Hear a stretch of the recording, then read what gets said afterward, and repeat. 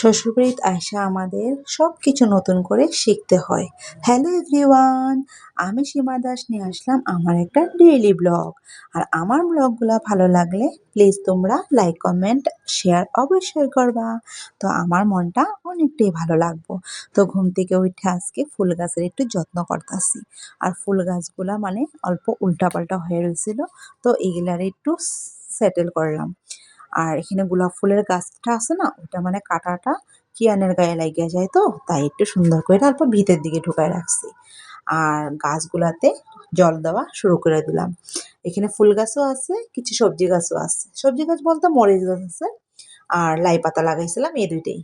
আরো আনমু, তো সবগুলা অল্প যত্ন লওয়ার চেষ্টা করতেছি। যত্ন নিলে তো তোমার সবকিছু ভালো থাকবো। আর এখন তো টানের দিন, অল্প জল টল দিয়ে রাখলে ভালো লাগে। আর এদিকে দেখো কেয়ান্ডে অল্প খাওয়াইতে আইছিলাম, সকাল সকাল একটু ভারী খানাটা খাওয়াই দিলে মানে অনেকটা সময় খেলে আর কি, তারপরে দিয়ে আমি নিশ্চিন্ত মানে কাজ করতে পারি। তো ওরে খাওয়া দাওয়া শেষ করিয়া আমি গেলাম গিয়া স্নান করা। আর যা যা কাজ থাকে তাইতেই করতেছে আর কি। তো বন্ধুরা, শ্বশুরবাড়িটা যে আমরা একটা শিক্ষণীয় জিনিস, কইতে গেলে এটা আমাদের একটা পাঠশালা।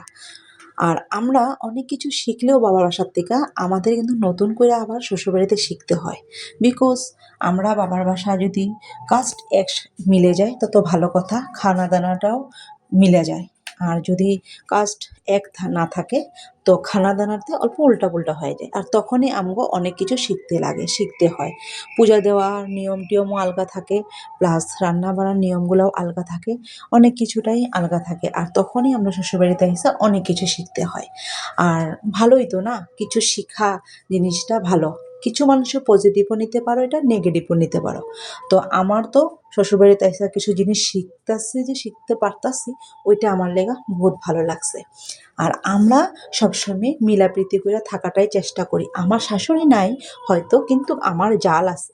আর আমরা দুইজন সুন্দর করেই এখনো পর্যন্ত ভগবানের আশীর্বাদে সুন্দর করে চলিয়ে দিতেছি। আমি আমার জালরে আমার দিদির মতনই দেখি, কেন কি আমার জাল বা আমার ভাসুর মানে আমার পর্দা বহুত হেল্পফুল। আর আমাদেরকে একদম ছোট ভাই বোনের মতনই দেখে। তো আমি চাই না আমার থেকে যদি কোনোদিনও খারাপ হয়, তারা যাতে আমার মাফ করে দেয়। তারপরে দেখো তার বাবাই কিছু কই মাছ আনছিল। আর কই মাছগুলা সুন্দরই আসছিল। এই কই মাছগুলারে আমি কাটতে লেগে বইছি, আমার ভালো লাগে মাছ কাটতে। কই মাছ হলে আরো বেশি ভালো পাই, জানি না কেন আমার ভালো লাগে। আর এদিকে দেখো আমার মাছ কাটাটাও সুন্দর করে হয়ে গেল, ধুয়ে হয়ে রেডি করে রাখছি।